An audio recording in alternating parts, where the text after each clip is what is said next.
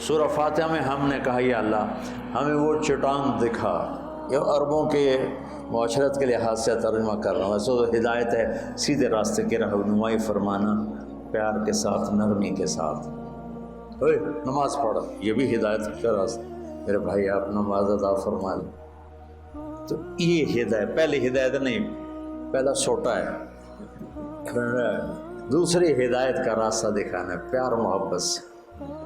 تو ماں باپ بھی جب سمجھاتے ہیں تو ڈانٹ ٹپٹ کے, ہمارے استاد قاری بھی جب سمجھاتے ہیں تو ماشاءاللہ ڈنڈے مار مار کے, ڈنڈے میں تیل لایا ہوں چنگی طرح ٹک کے پوے.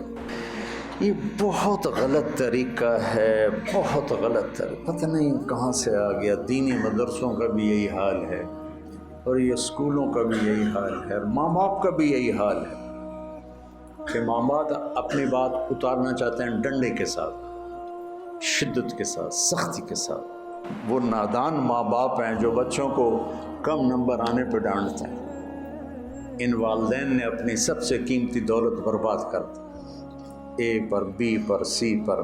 اس کو تعلیم تھوڑا ہی کہتے ہیں. تعلیم تو سمجھ کا نام ہے, رٹا لگا کے پڑھ لینے کا نام تو تعلیم نہیں ہے.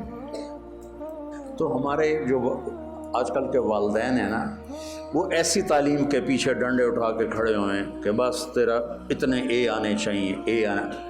ہمارے والدین نے بچوں کو مریض بنا دیا, انہوں نے ڈپریشن میں کا شکار کر دیا, پریشر ڈال ڈال کے ڈال ڈال کے ڈال ڈال کے.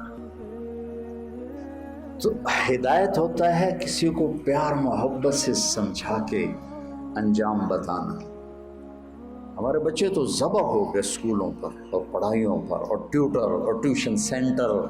ان بیچاروں کی جو پنپنے کی عمر تھی, بڑھوتری کی اور عقل کی گروتھ کی عمر تھی, وہ ساری برباد ہو جاتی.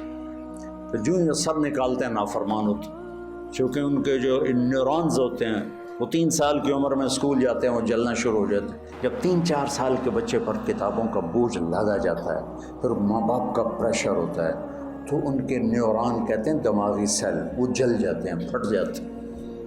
پھر جو بڑے ہوتے ہیں نہ ماں باپ کی سمجھتے ہیں نہ کسی اور کی سمجھتے ہیں, وہ اپنی کرتے ہیں, اپنی موج میں ہوتے ہیں. ہدایت محبت سے پیار سے کسی کو بتا دینا, آگے وہ لے لے تو ٹھیک ہے, نہ لے تو میرا ذمہ ختم ہو گیا.